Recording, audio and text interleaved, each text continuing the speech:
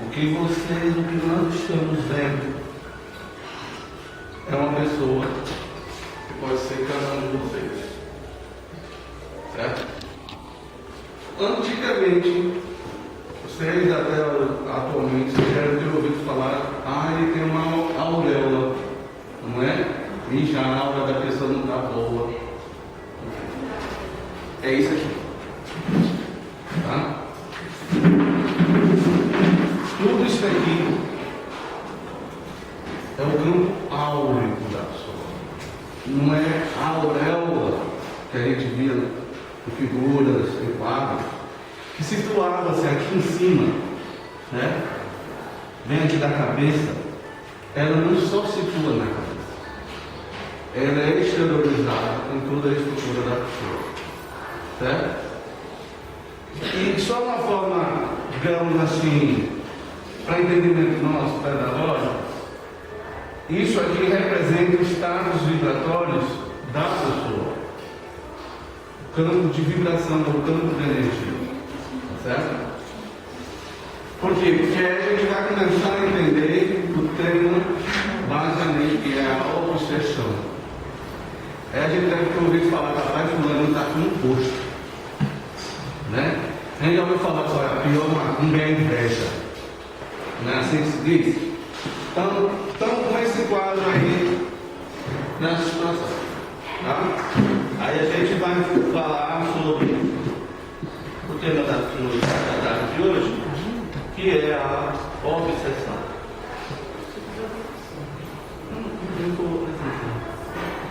A demonstração do slide. Quadro obsessivo.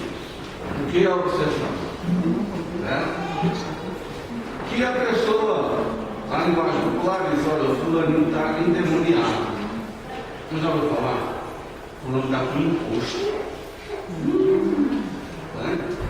Que na linguagem espíritas é obsessão. Mas afinal de contas, o que vem a ser obsessão? Primeiramente, a gente tem que entender o seguinte: é importante que, quando a gente entende que ele está endemoniado, você acredita na existência de quê? De espírito. Independente do que você queira classificar esse demônio, mas você está acreditando que esse espírito já não existe. Não vou? E por sua vez, ele influencia. Não é verdade? Olha, se você está dizendo que a pessoa está com imposto, você está dizendo duas coisas. O espírito existe, certo? E ele influencia. No livro dos Espíritos, que é a base da doutrina espírita, tem a pergunta 459 que diz: influem os espíritos em nossos pensamentos e em nossos atos? Responde: muito mais do que imaginais. Influi a tal ponto que de ordinário são eles que vos dirigem. A gente vê uma figura aqui, uma mulher, né, e duas entidades benéficas, benfeitoras, né? Isso está tirado no livro dos Espíritos, da primeira parte do mundo espírita, ou do mundo dos Espíritos, capítulo 9, da intervenção dos Espíritos no mundo corporal. Prestemos bem atenção. Muito mais do que imaginais, eles influenciam. São eles que vos dirigem. Mas como assim? O Espírito, ele não faz a coisa de bate pronto. Eu quero e faço. Não funciona. E como é que funciona? Estão lembrando daquele quadro? Da aula. Ele lança o pensamento. Você aposta. Ele lança uma ideia. Você aposta. Aí é para o bem ou para o mal. E quem é que escolhe? Sou eu. Eu quero a coisa boa, eu quero a coisa ruim. Lá na frente a gente vai ver como é essa questão da obsessão. Diante disso, o Espírito sacode a ideia e a gente vai aceitando. E vai aceitando. Eis a influência quando ele diz: são eles que vos dirigem de ordinário. Por que de ordinário? Porque a gente aceita ser dirigido. Entendeu? Não é que a pessoa ou o Espírito faz e a gente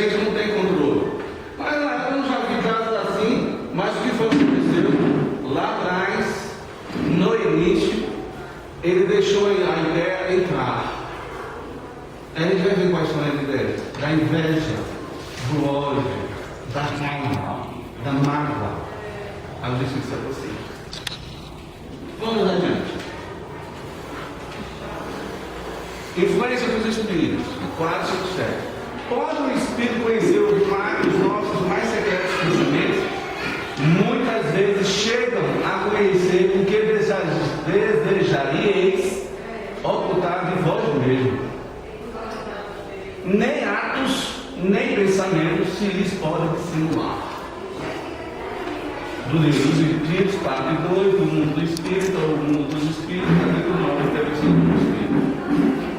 Aí a gente pode perguntar, mas onde é que vem isso na Bíblia? Alguém pode dizer, eu não encontrei isso na Bíblia, não? Então você não leu Atos, você não leu a carta de Paulo. Por isso, ele diz claramente que estamos cercados por nuvens de testemunhas. Quem são essas nuvens de testemunhas? Os Espíritos. Aí ele diz, chega a conhecer o que desejar e executar de nós mesmos. Aí a gente faz, vou fazer aqui uma coisa fácil, ninguém está me vendo. Vou fechar a porta, ninguém sabe o que eu fiz, mas só que o Espírito, ele conhece. E ele conhece mais ainda a nossa intenção, voltando aqui do livro lá, pela nossa vibração. O campo áureo, você não vira aquele campo áureo, a energia. Ele percebe o que realmente você está sentindo, porque você emite uma energia. E essa energia e essa ideia, ela tem vibrações e o espírito percebe. Você está mentindo. Ou então, quando o espírito aqui está assim, nobre, ele diz, tudo bem, vamos orar mais. Porque sabe o que você vai fazer? Mas passamos adiante. Afinal de contas, o que é obsessão? O senhor tem obsessão? Né? O que é obsessão? Uma pergunta bem grande aqui. A obsessão é a ação persistente, ele está aí, certo? Que um espírito mau exerce sobre o indivíduo. Apresenta caracteres muito diversos, desde a simples influência moral, sem perceptíveis sinais exteriores, até a perturbação completa do organismo e das faculdades mentais. Do Evangelho segundo o Espiritismo, capítulo 28, coletânea de preces do Espírito. O que é que a gente vê aí? Obsessão.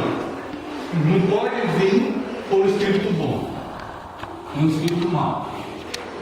Ele exerce sobre quem? Sobre o indivíduo. Quais são as características? Diversas. Aí ele diz, fala desde a obsessão que é simples. Opa, existe uma obsessão simples. Como é essa obsessão simples? Impercepção perceptível de sinais, não são sem perceptíveis sinais exteriores. Você não percebe exteriormente. Por quê?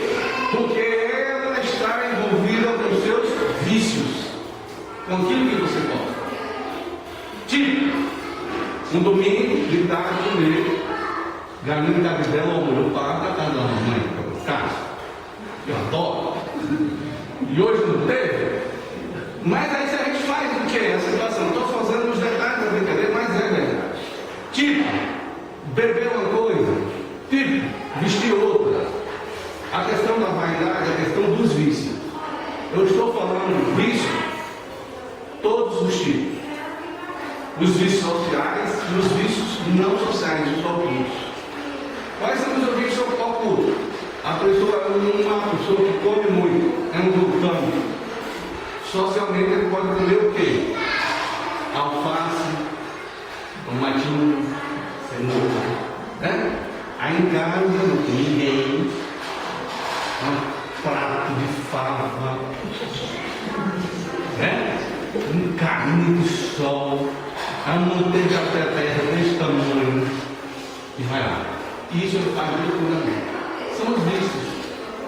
É os vícios da vaidade. Não, eu sou simples, estou com a função nada de peito, mas não conseguem se sustentar olhando uma vitrine, não. Aí põe um sapato, E lá fora a pessoa, não, eu sou uma pessoa simples, que é isso. Não tem vaidade nenhuma, não. Mas morre no tempo. Né? Essas viciações, essa influência, ela começa a surgir. Às vezes não vai hoje não, o seu trabalho não. Você não trabalhou demais. Não vai para o trabalho religioso, não faça não, mulher. Deixa isso para depois. E começa a influência espiritual e essa obsessão sim. Por quê? Porque ela está envolvida com os nossos maus hábitos. De a gente não se conhecer. Vamos dar um exemplo. Eu tenho chateação, eu tenho raiva. Mas a minha raiva não chega ao ponto de eu pegar, quebrar esse óculos de óleo. Se acontecer, a minha raiva está acentuada por alguém. Entendeu? Porque eu tenho que me conhecer, me perceber, saber qual é a minha área de ação. Digamos assim, imaginemos que a nossa área de ação seja essa área iluminada. Esse sou eu, somos cada um. Mas quando eu tenho raiva, o meu limite de raiva, de ódio, de mágoa é até aqui. Se baixar, alguém vai me influenciar para eu fazer a coisa negativa. Já além de quebrar o óculos, dá um mundo de vida. Então, ódio. Eu posso ficar muito chateado, muito magoado, muito ressentido. Mas se eu tiver planejamento de vingança, alguém está aproveitando essa situação. Como a situação contrária, minha descobrimento, minha capacidade de amar, de me doar em favor do outro, vai até aqui. De ter grandes ideias, vai até aqui. Daqui para cima, um espírito do bem está nos sucedendo. A gente ensina para fazer coisas mais maravilhosas. Primeiro, eu tenho uma dúvida. A gente pode simular dúvidas? Pode. Bota ela assim no camisa, tá certo? Tá brega, aí vai responder, tá bom?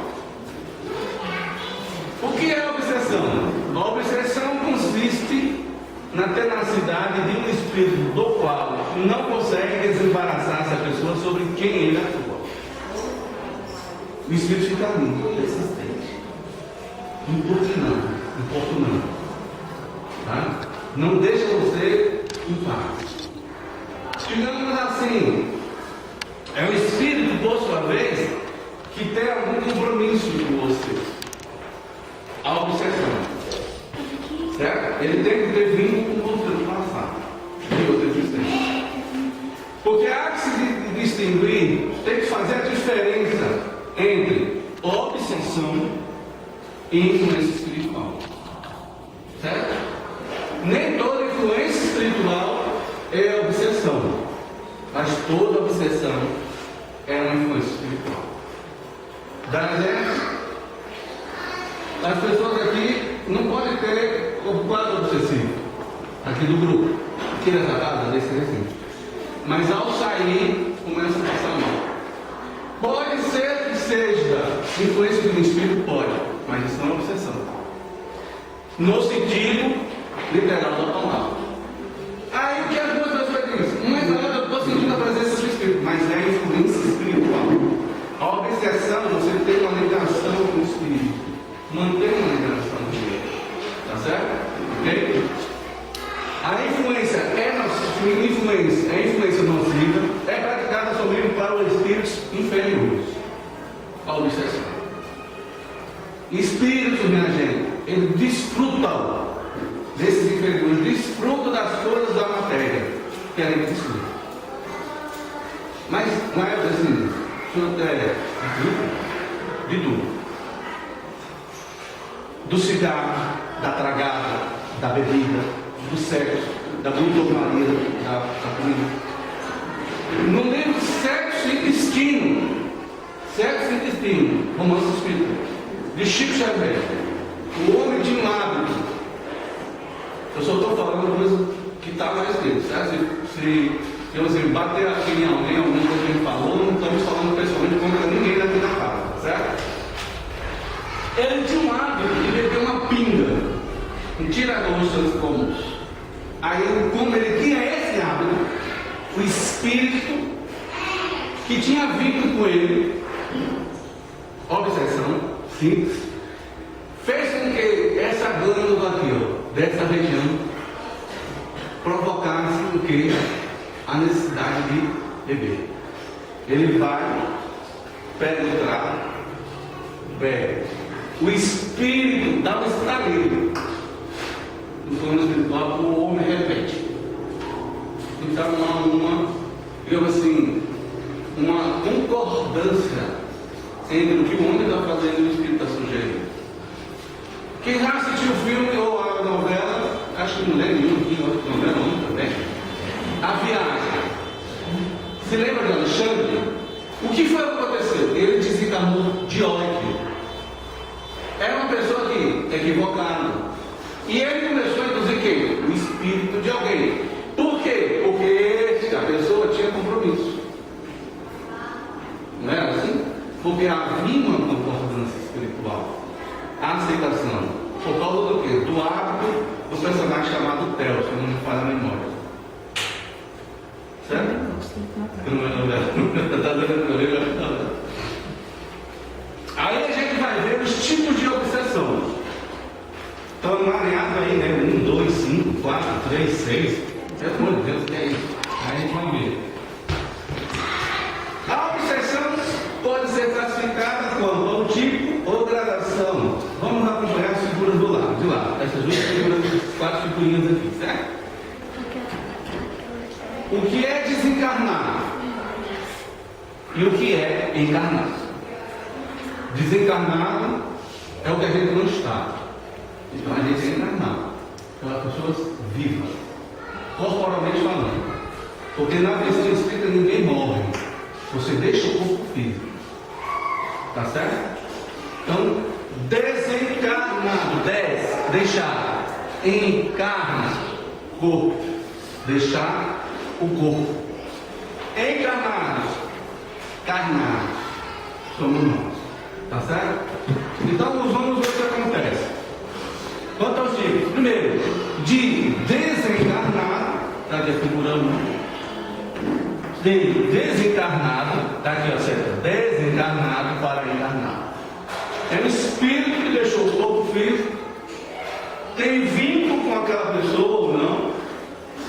A obsessão tem que ter, certo? A obsessão sim. E a pessoa deixa se envolver pelo processo da situação. É de quê? De desencarnado para encarnado. Tá certo? Um ponto. A obsessão de encarnado para desencarnado. Ou seja, eu, aqui, encarnado, posso obsediar uma pessoa que já morreu? Posso. André Luiz fala, Mati Faraldo comenta no livro Estudando a Mediunidade. Tinha uma senhora que ela saía do corpo quando dormia à noite e ia perturbar parecido com o de Manuel lá no plano espiritual. E ela, quando encarnada, ela era linda. O corpo, uma maravilha. Mas só quando saía na realidade espiritual, uma verdadeira bruxa. Cabelo desgrenhado, mostrando a violência dela. Certo? Ok? De encarnado para desencarnado. De encarnado para encarnado. Mas tem também tem. É aquele amor possessivo. Aquela história de eu não fico sem você. Então o que você está fazendo com esse menino lá? Não é assim que se diz? E a pessoa faz de tudo para que a pessoa esteja de lado. Isso independente do nível afetivo. Certo? Mãe, irmão, pai, filha ou filho. E marido. É aquilo que. Mas eu quero o seu bem. Ao modo da pessoa que está cercando. Certo? É tipo uma relação que se foca dentro do processo. A pessoa não consegue respirar. E só é boa se ela seguir aquilo que aquele que está em fogo determinado. Certo? É de encarnado para encarnado. De desencarnado para desencarnado. E tem. Um espírito pega outro espírito e manipula. E faz igual. Se aproxime dele, só faz aquilo que ele quer. De desencarnado para desencarnado. A obsessão chega a ser ao ponto da obsessão recíproca, vamos dizer assim, de ódio e violência. Vocês já ouviram falar daquelas crianças siamesas que nascem coladinhas, certo? Há nos Estados Unidos 2 espíritos com um corpo só, com 2 cabeças, certo?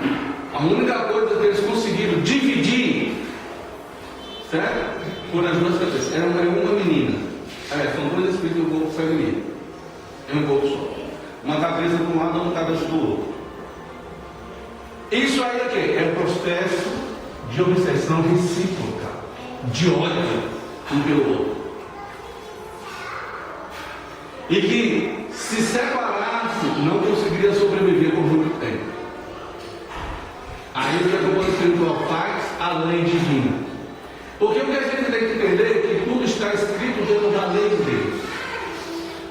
Você não faz nada que não esteja dentro da lei.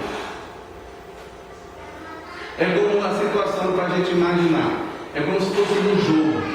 Você não faz as regras. As regras já estão estabelecidas. Você só vai fazer aquilo que está dentro das regras. É as regras divinas. Não tem como. Aí vai de obsessão recíproca nas 4 combinações possíveis. E pode acontecer isso, pode. Espírito desencarnado decidia, espírito desencarnado, encarnado decidia, desencarnado, e aí fica o fundo. Para algumas pessoas estudiosas, houve uma obsessão coletiva quando Jesus foi entregue para ser apedrejado, ser crucificado. Por quê? O espírito das trevas, em consonância, em ligação com o desencarnado, soprava a ideia, ele vai tirar vocês do reino. Vocês não vão mais comandar ao cinema. O pessoal do cinema que gostava de poder, e fala: vamos desafiar esse homem. Aí a outra turma diz: não, além de desafiar, a gente tem que matar, porque se não matar, ele morre. Ele comanda. Não basta só a prisão, tem que ser a crucificação. E a crucificação, no caso de Jesus, foi tão aberrante, porque ele não fez nada para justificar a crucificação. Entendeu? É como se você, vamos tentar entender de uma forma bem assim, é como se você matasse um mosquito com uma bala de canhão. Como fizeram com eles? Extrapolaram o processo do desencarno de Cristo. Então houve um processo obsessivo coletivo para alguns. E aí ele pode guardar toda essa situação. A auto-obsessão encarnada ou desencarnada é aquela pessoa que se auto-obsedia. Na linguagem psicológica, na linguagem psiquiátrica, diz que não está com psicose. O que a gente fala daquela mania de perseguição?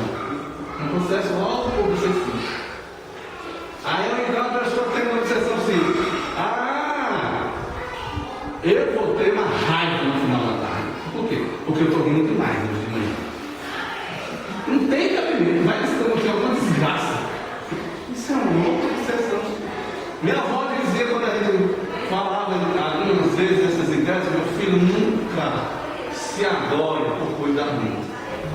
Ela sempre dizia isso: adore-se por coisa boa, não por coisa ruim. Quanto à gradação, ele é outro nível. Ele pode ser mais simples, o intermediário e o aprofundado. A obsessão simples, a influência negativa do espírito sobre o outro de forma duradoura. Fica lá. Uma coisa, mas como é que eu consigo vencer a obsessão? Primeiro passo, a paciência. Menos claro. Segundo, a mudança de comportamento. Não é aparentar que quer fazer o correto, não. É fazer o correto. Por quê? Porque o espírito percebe qual é a sua real intenção.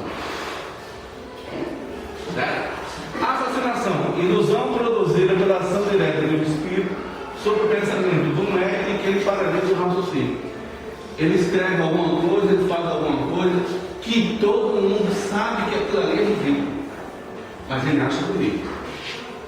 É uma mensagem que não tem sentido pés sem cabeça, mas ele acha fantástico.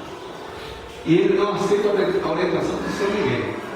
Segundo os Espíritos, essa aqui é complicada para sair. Tem esse quadro, quando o médium está nesse quadro. Mas se ela é leve, um centro espírita, pode todo mundo na casa ter acesso ao espírito pode. Na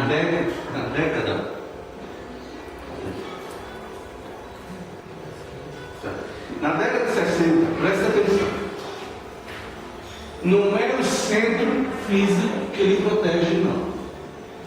Ou seja, a instituição religiosa física que protege, não. Já dizia Humberto de Campos na Boa Nova, botando na boca do personagem que ele titulou como se fosse Jesus. Não há solo sagrado senão o coração humano. Não existe solo mais sagrado do que o coração. Na década de 60, ela era conhecida a nível nacional. Uma média de serviço equilibrada. Ela recebeu uma mensagem, prestem atenção, isso é fato. Aconteceu. Ela recebeu a mensagem dizendo que Moisés iria reencarnar. Moisés não deve mudar. Ele iria reencarnar em missão. Prestem atenção.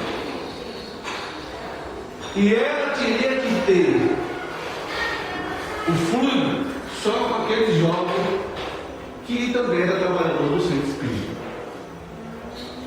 O marido dela era diretor também da casa. O grupo todo aceitou a ideia.